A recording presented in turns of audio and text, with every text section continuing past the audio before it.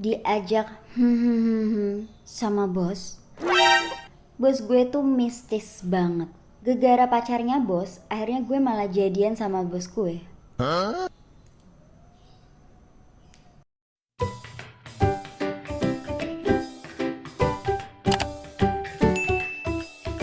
Hai, welcome to my channel. Well, kali ini adalah DM session atau Dear Melissa, dimana kalian bisa cerita semua hal, dimana aku udah tiap minggunya tuh bikin tema dan kalian bisa curhat di DM aku atau di DM Instagram aku. Kalian bisa langsung follow @melissa_dw. Nanti aku akan share kali ini temanya tentang apa.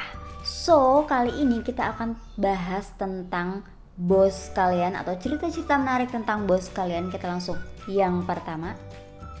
Dear Melissa, gue punya bos aneh banget.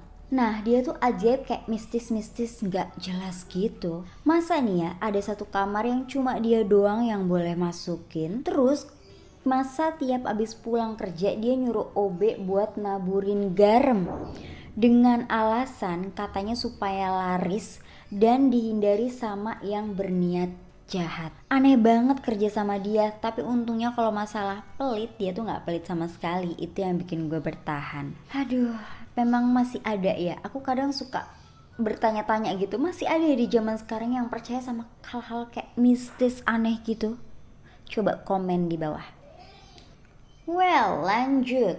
Cerita tentang bos nih. Jadi ceritanya bos aku tuh ada main sama karyawannya. Nah, at least kita semua sebenarnya udah tahu, keles, pura-pura aja nggak tahu. Tapi sebelnya bos itu benar-benar pilih kasih. Contohnya nih ya, dia sering banget ngasih kerjaan yang seharusnya dikerjain sama ceweknya itu, tapi malah jadi gue terus yang kena.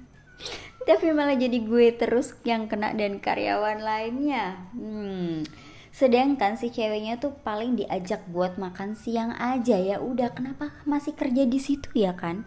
Jadi simpanannya aja keles ya, malah nyaranin. Parahnya adalah ketika sering banget tiba-tiba ruangan bos dikunci pas jam istirahat, yang pernah gue pergokin ada ceweknya di dalam situ. Coba deh kalau jadi karyawannya, kudu gimana?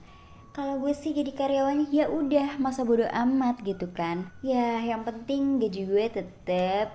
Tapi sebel juga sih kalau kerjaan dia yang seharusnya dilakuin sama ceweknya tuh jadi kita juga yang ngerjain ya. Gimana menurut kalian? Menyebalkan sekali dia ya.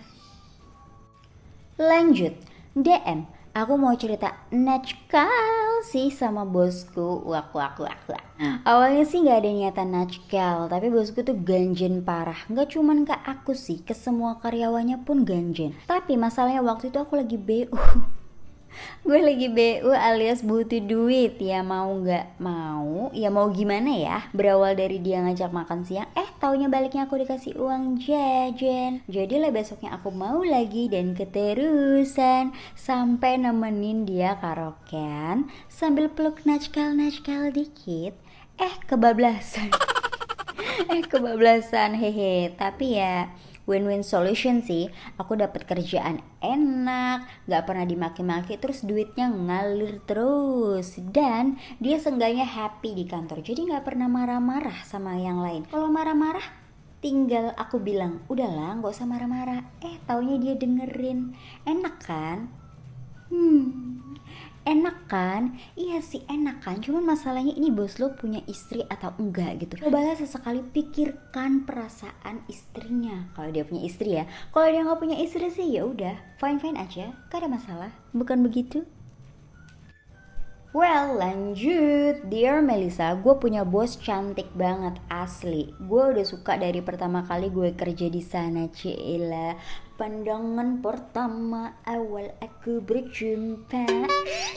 Asik. Masalahnya gue apalah yang cuma karyawan biasa ini hanya bisa memendam rasa. Menurut lo bisa gak sih gue dapetin bos gue yang cantik itu? Why not? Why not? Kenapa sih kalian tuh memandang kayak kalau aku pribadi tuh ya udah, nggak, aku sendiri nggak pernah mandang kayak dari harta, dari tahta begitu ya. Kayak menurut aku selama orang itu bener-bener baik, tulus, bertanggung jawab kan, apalagi dia bos lu gitu kan, at least siapa tahu bisa naik jabatan gitu kan, asik. Jadi nggak apa-apa, harus yakin, harus pede. Coba deh kamu DM lagi ke aku, nanti aku kasih jurus-jurus cinta. Nggak ada yang canda deh. Oke lanjut, Melisa, gue mau curhat, kesal banget. Jadi ceritanya bos gue itu kena hipnotis apalah, gue gak paham. Jadi dia tuh balik dari kantor gitu, katanya dia mau balik ke ATM. Oh, mau ke ATM dulu sebelum balik, tapi diikutin orang yang dia pikir mau ambil uang di ATM juga. Ternyata dia nggak sadar, dan pas sadar dia udah kehilangan uang dan handphonenya. Oh, jadi bosnya tuh tadinya balik dari kantor dan ke ATM, dan ternyata dia dihipnotis. Masalahnya bukan di situ. Oh, masalahnya bukan di situ, guys.